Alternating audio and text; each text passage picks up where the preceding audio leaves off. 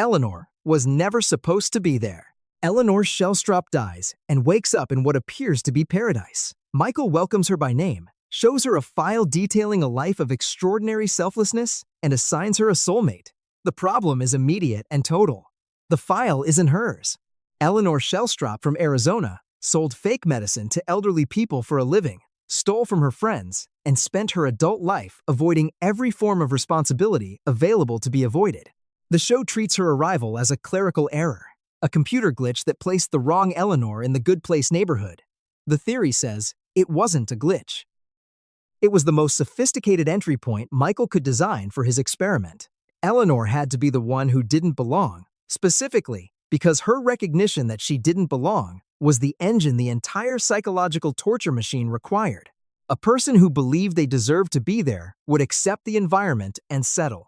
A person who knew they didn't would spend every waking moment in escalating anxiety, concealing the truth from people who might expose her, performing virtue she didn't feel, and generating exactly the kind of sustained internal friction Michael needed the neighborhood to produce. Eleanor's arrival wasn't accidental. It was the most carefully targeted placement in the building. The chaos she was guaranteed to generate, the anxiety, the concealment, the eventual confession, all of it was calculated. The show told you a computer made a mistake.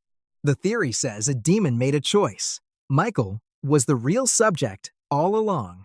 Michael is introduced as the architect of the Good Place neighborhood, a demon running an experiment he designed and controls. He is the authority. He is the one with information everyone else lacks. He is the observer. But the theory built around a single Reddit post from user rpre70324 reframes Michael's position entirely. What if Michael wasn't running the experiment? What if Michael was the experiment? The theory proposes that Michael is himself a human soul, misclassified as a demon, by the same broken intake system the show eventually reveals has been failing for 5 centuries. A human soul placed in a demon's role, convinced it was a demon, trying to perform torture it was, constitutionally incapable of sustaining, would produce exactly the arc the show documents across 4 seasons. Michael's repeated failures at effective torture aren't incompetence. They're the natural result of someone who doesn't actually want to cause suffering, being assigned to cause suffering, and finding every available rationalization for why the approach needs to change. His eventual turn toward advocating for human dignity, his emotional attachment to the 4 humans, his willingness to sacrifice his own standing to protect them, none of this tracks as a demon who changed. It tracks as a human who was finally in a situation that matched what he actually was. The show ends with Michael choosing to live a human life. The theory says that wasn't a new choice. It was a correction that was always coming. Chidi's indecision was the key to everything. Chidi Anagoni is sent to what Michael claims is the bad place, specifically because of his indecisiveness, a lifetime of causing harm through paralysis rather than through malice, torturing the people around him with an inability to commit to any choice that might produce a wrong outcome. The show treats this as his defining flaw and the basis of his placement. The theory says Chidi's indecisiveness was not a flaw in the context of the experiment. It was the most valuable attribute any of the 4 humans could have brought into it. An indecisive moral philosophy professor, confronted with an environment that constantly presents ethically ambiguous situations without clear right answers, would do one thing instinctively and continuously. He would think. He would teach. He would create the intellectual framework through which 3 people with no prior interest in ethics would gradually develop the capacity for genuine moral reasoning. Eleanor needed someone who would sit with her through the discomfort of becoming better. Tahani needed someone who would value internal motivation over external performance. Jason needed someone who would model that thinking before acting was possible, even if difficult. Chidi's specific brand of paralysis, his refusal to act without understanding, was the one trait that could reach all 3 of them. The theory says Chidi wasn't placed in that neighborhood despite his indecisiveness. He was placed there because of it. Tahani was being tortured most precisely. Of the 4 humans Michael selects for his neighborhood, Tahani Al-Jamil appears on the surface to be the one most naturally suited for the Good Place environment. She is beautiful, accomplished, socially confident, and experienced at navigating exactly the kind of elite social world the neighborhood aesthetically resembles. The theory says this surface compatibility is the most specific cruelty Michael engineered into the entire experiment. Tahani's actual wound, the one the show eventually excavates across multiple seasons, is a lifelong, all-consuming need for validation from her sister Camila, a need that was never met because Camila was their parents' favorite, and nothing Tahani ever accomplished moved her meaningfully in their estimation. Every charitable achievement, every fundraiser, every good deed Tahani performed across her entire life was performed in the shadow of that original wound. She needed to be seen by the people who mattered most to her, and she never was. Michael placed Tahani in a neighborhood specifically designed to remind her of everything she had access to and nothing of what she actually needed. She was surrounded by status and comfort, and the aesthetic markers of a life her parents would have approved of. And the one thing the neighborhood could never give her was the sister who never came, the parents who never called, and the specific validation she had been performing for her entire adult life without ever receiving. Tahani's torture wasn't the scoreboard. It was being given everything except the thing that would have actually helped. The points system was deliberately broken. Nobody has entered the actual good place in over 500 years. The show presents this as a systemic failure, a gradual accumulation of complexity in modern life that makes earning net positive points mathematically impossible for any reasonably functioning adult. Buying flowers generates pesticide points. Driving to help a friend creates emissions points. Every action in a modern, interconnected economy implicates the buyer in supply chains that generate negative consequences they had no intention of producing. The show frames this as an unintended flaw worth fixing. The theory says intentional systems don't accumulate failures this total and this consistent for 5 centuries by accident. Someone recalibrated the threshold. Someone adjusted the parameters. Someone, at a specific point in history, made a decision that converted the good place from an achievable destination into a permanent mirage. The theory asks what that someone gained. The bad place processes souls. The bad place's entire operation depends on a continuous supply of incoming humans sorted into its jurisdiction. 5 centuries of zero good place admissions means 5 centuries of maximum bad place intake, an uninterrupted flow of souls into a system whose administrators have every incentive to keep the intake high and the alternative inaccessible. The show treats the broken system as a problem Michael discovers and fights to correct. The theory says the people who built the system knew exactly what they were building, and they built it to last. Jason was the most honest person there. Jason Mendoza is introduced as the group's least sophisticated member, a Jacksonville DJ and amateur criminal who died in a botched robbery attempt and ended up in the neighborhood through a misidentification that placed him in the slot assigned to a silent Buddhist monk. He has no ethical framework, no philosophical training, and no apparent capacity for the kind of abstract moral reasoning the show builds its entire premise around. The theory says Jason was the most honest person in the room from the first episode to the last, and the show knew it. Every other human in the neighborhood was performing a version of themselves. Eleanor was performing non-Eleanor to avoid exposure. Tahani was performing the charitable, composed version of herself she had spent a lifetime perfecting. Chidi was performing the version of moral clarity he hadn't yet achieved, tormented by the gap between his ideals and his actual behavior. Jason walked into the neighborhood and was simply Jason. No performance. No gap between presented self and actual self. No concealment. He responded to every situation with his genuine, unfiltered reaction, and then moved on without the crippling self-examination that paralyzed everyone around him.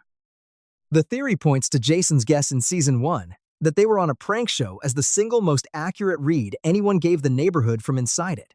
He said it casually, as a joke, without philosophical scaffolding, and he was right. The least sophisticated person in the experiment gave the most accurate analysis of it. Simone was Vicky in disguise.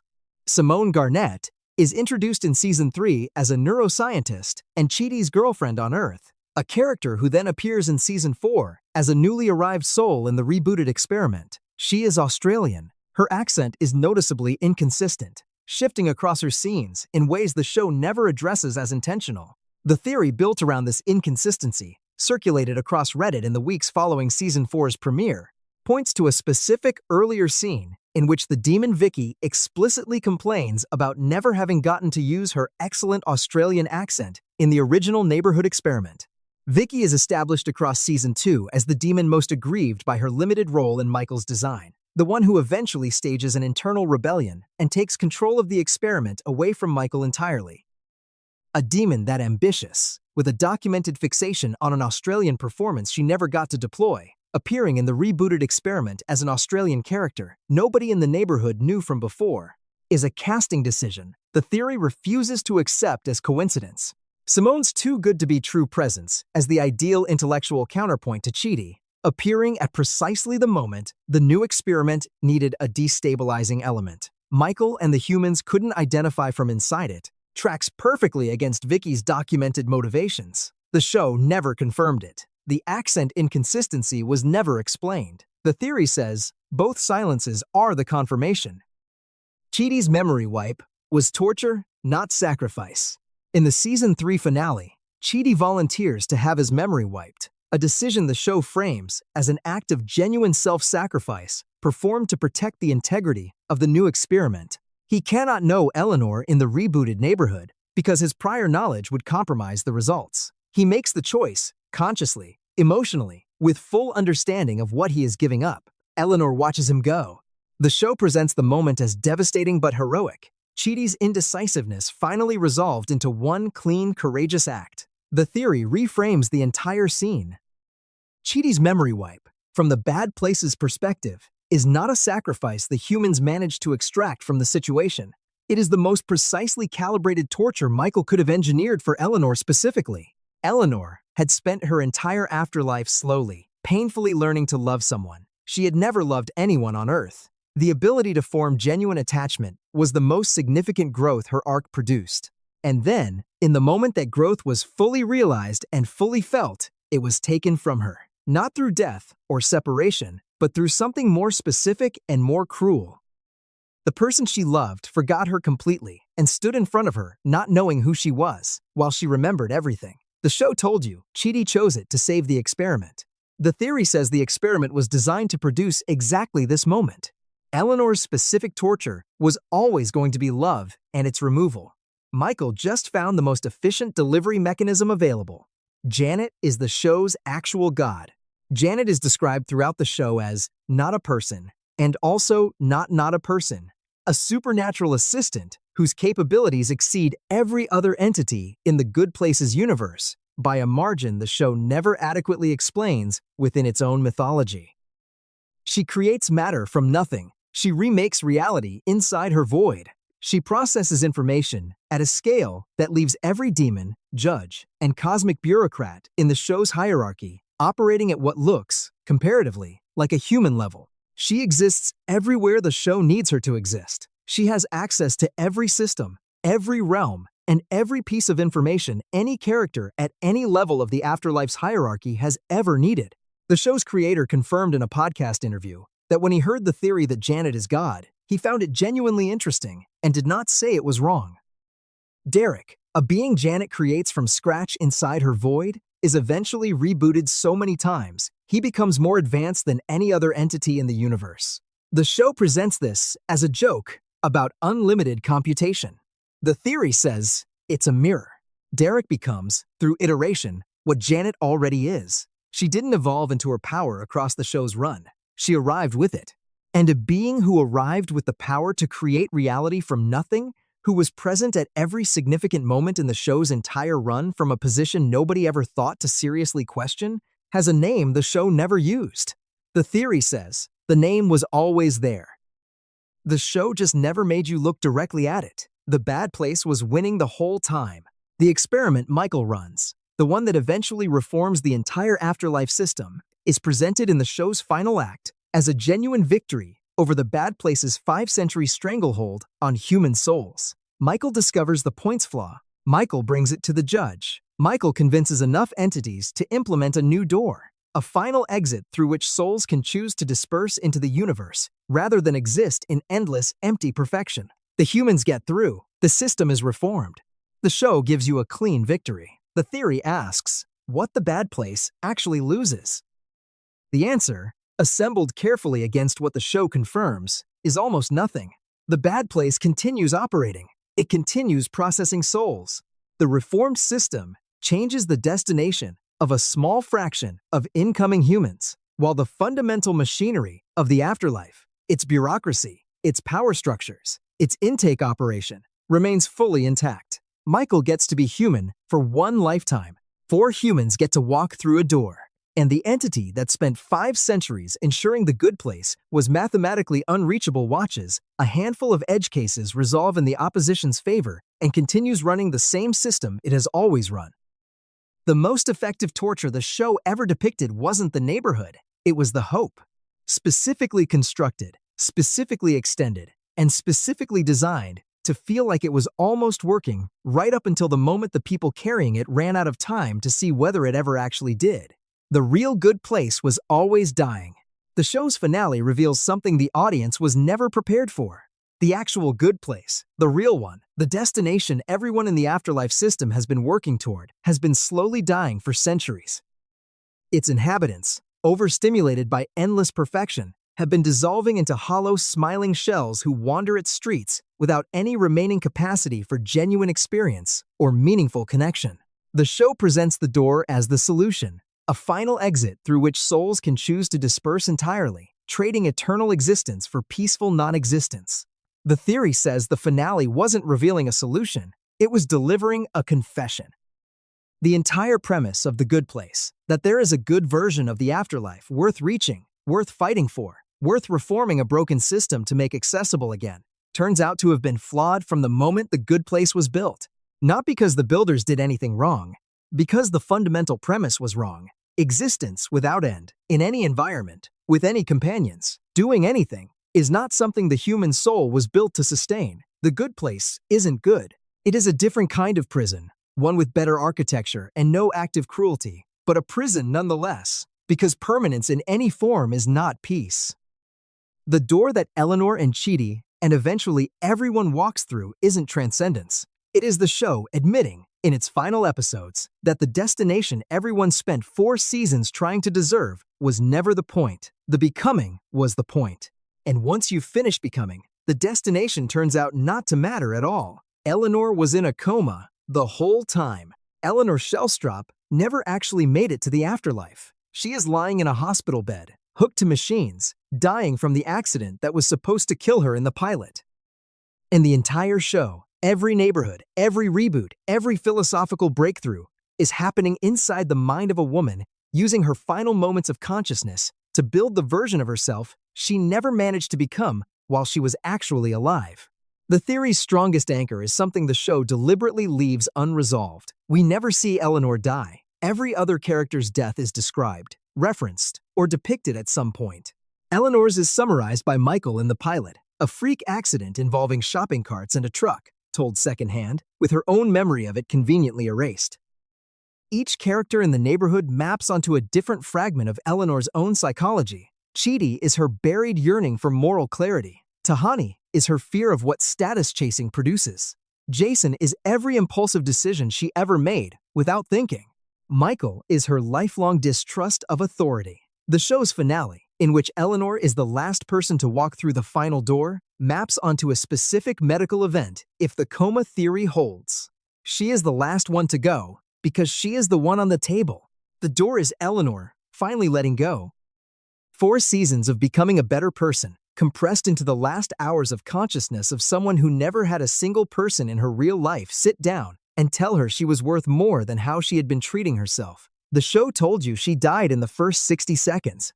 The theory says she never quite got there. The judge never had real authority. Jen, the judge, is introduced as the supreme authority in the afterlife system, a cosmic arbiter whose decisions override both the good place and the bad place, and whose power is so total that even senior demons treat her as the final word on any question of consequence. The show codes her as chaotic, distracted, slightly indifferent to human affairs, and ultimately persuadable when presented with the right argument. The theory says these specific traits are not personality quirks. They are the characteristics of a figure who has authority in title only and who has been avoiding the exercise of genuine power for so long that she has forgotten, or chosen to forget, that the exercise was ever available to her. A judge with real, unilateral authority over a system that has been failing for 5 centuries doesn't need Michael to build an experiment to prove the system is broken. She can observe the intake numbers directly She can audit the point calculations herself. She can suspend the bad places operations, pending review, at any moment she chooses. Jen does none of these things across the entire show until she is specifically petitioned to do them by a demon who built a workaround from inside the system. The theory says Jen's passivity isn't personality. It's the behavior of someone who made a decision, at some point in the distant past, not to look too closely at how the system she nominally presides over actually functions. Because looking closely would have required her to act. And acting would have required her to take responsibility for 5 centuries of outcomes she had the authority to change, and didn't.